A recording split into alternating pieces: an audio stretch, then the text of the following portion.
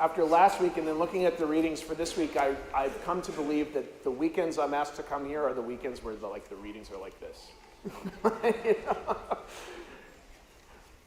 But I actually want to kind of, there's like a larger theme that I think that wraps all of these readings together for sure, but then also just, but it kind of comes to me through the second reading. I love the letter to the Hebrews. It really fuels the imagination of what a Christian community could be or should be, especially in the beginning of this whole thing. And the part of the letter that we heard today is kind of like my favorite part. I don't know if you caught it, but if you catch it, you'll see at the end of the reading there, it was very clear that God, Jesus, is not ashamed to call us brothers and sisters, right? Jesus is not ashamed to call us, you and me, brothers and sisters, equals. Now that might not sound like much, but just think about that for a second. God becoming one of us is not shameful. But in that time, certainly would have been, right? Because everything's unclean and this and that, and God is so far away. God not only becomes one of us, not only is not ashamed to call us his sisters and brothers, but he's proud of it. But occasionally, it's a good idea for us to kind of self-reflect a little bit and think, are there ways in which I practice my humanity, live my life, that maybe Jesus would be less proud of, right? Maybe less proud of. I know I'm guilty of this, you know. I think this is part of the human condition, right? Is there anything that we do or fail to do, which is a big piece, you know, sometimes when we do that longer penitential rite, for what I have said and done what I have failed to do, right?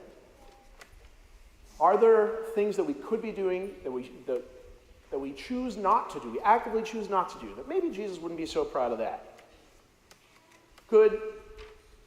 Well, I love this example. So years ago, do you remember in Pennsylvania years ago, there was that horrible shooting in the school of an Amish community?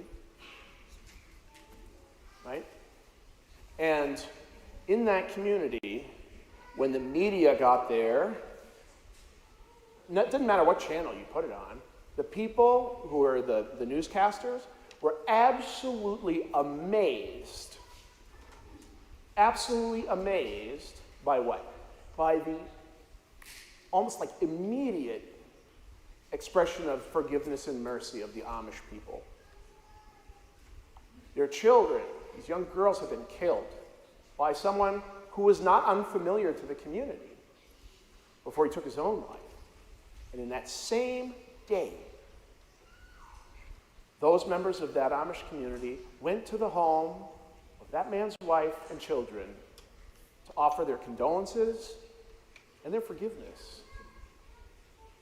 And when the larger community had seemingly sort of ostracized this family, this was one of these things, nobody could believe that this guy did this. Who comes to his funeral at the grave? Seemingly nobody, until the entire community of the Amish show up. What a wonderful, beautiful, lived out expression of the love and mercy that is what God is. But the newscasters just couldn't figure it out. They just couldn't believe it. And I can't help but make the larger observation that as a society, what's the thing that sticks out about this story, that news story? It's not that kids were shot in schools or school, is it? It's that the one who did it was forgiven. That's the story. What does that say about us as a culture, right? That we're more shocked and awed by the Christian commitment to mercy and forgiveness in that scenario than we are by what brought it about in the first place. That's something we got to take seriously. We got to reflect on that a little bit. But it was a rabbi that was able to explain this to the baffled newscasters. And he basically taught everybody who was listening how the Amish, and this is true, the Amish have a commitment to a daily practice of forgiveness, of mercy. They practice forgiveness every single day with intentionality. The word's escaping me. But if you or I were in that experience, we might think like, how is it possible that this tragedy could bring about a reaction like this? We might be just as shocked as the newscasters. Maybe we all were. Maybe we all were. How is this possible? But the business of forgiveness is the message of Christ constantly. And I think like in that gospel reading, some of the issues that they're running him through the ringer on, these questions, right? This is not the only time we get these scenarios where they're testing Jesus about these controversial things, right? Maybe if we practiced forgiveness daily in an intentional way, issues around what Jesus brings up in the gospel or whatever comes up throughout, they wouldn't be those issues in the first place, right? Maybe we're able to move through the difficulties of life with a spirit of mercy and compassion if we practice it daily. If we practice it daily. Now, I can't remember, and I should have looked it up between masses because I couldn't remember who the person was, but there was this famous person who said this famous line. I don't know if you've heard it. It said, every age has ambassadors of, quote, cheap religion. And what he was saying is, in other words, people who try to explain suffering by suggesting that God sends that suffering to those who are experiencing it because of something terrible that they've done in their lives. Like God is vindictive like that, and that's kind of the messaging that some people do put, right? And what this author was after, what the rabbis tries to explain to, is that this is just not true. This cheapens God, and it cheapens religion to reduce God to some kind of transactional relationship like this.